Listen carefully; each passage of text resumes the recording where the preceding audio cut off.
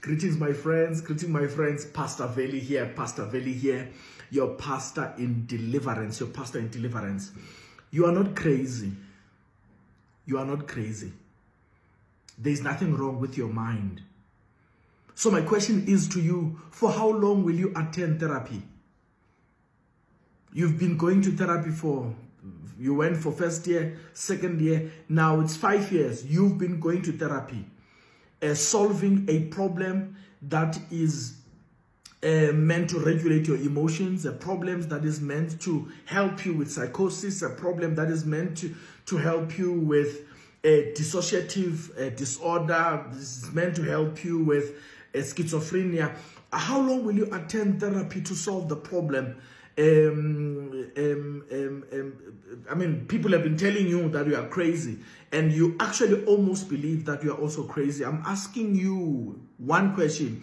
How long will you attend therapy thinking that you are crazy, believing that you are crazy because your husband tells you are crazy, your wife tells you are crazy, your family tells you are crazy, everybody around you believes that you are crazy? For how long will you attend therapy?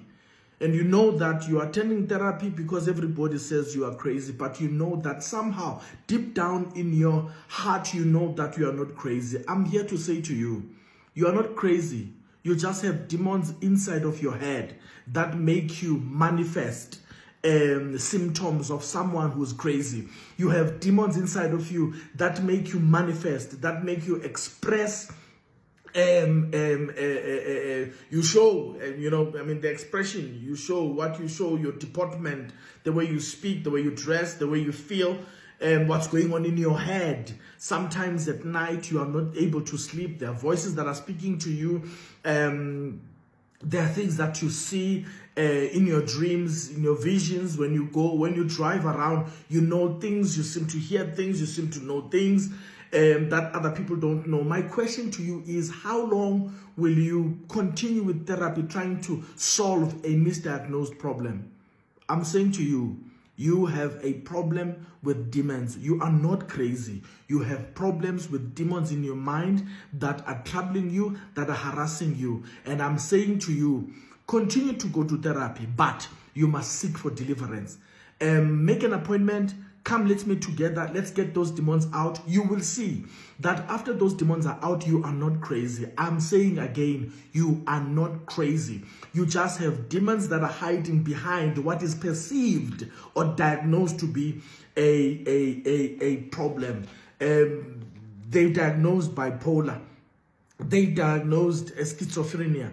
They diagnosed multi-personality disorder or dissociative disorder. They diagnosed a lot of disorders, depression, anxiety. I'm saying, but for how long will you go to therapy? When you read the book of Mark chapter 5, the Bible talks about the man that was Legion, and most people know the story of Legion in the book of Mark. The story of Legion, when you read the entire story, when you read the symptoms of this demonized person, you will pick up something. Number one, he lived in the graveyard. They thought he was crazy. Number two, he was not dressed properly. He was naked. Number three, he would cut himself with stones. Number four, he was making noise, loud noises. Of course, because there was a lot of stuff happening in his head, making loud noises. But I want you to note something here. The Bible says, after Jesus Christ got the demons out of the person, verses 15 of Mark chapter 5, the Bible says, when they came to Jesus, they saw the man who had been demon-possessed by legion of demons, sitting there, dressed in his right mind. He was sitting there, dressed in his right mind. Here, by deduction, the passage means when this man had those demons inside of me, he was not in his right mind. I am saying again, you are not crazy. Do you sense a demon sleeping with you at night? You are not crazy.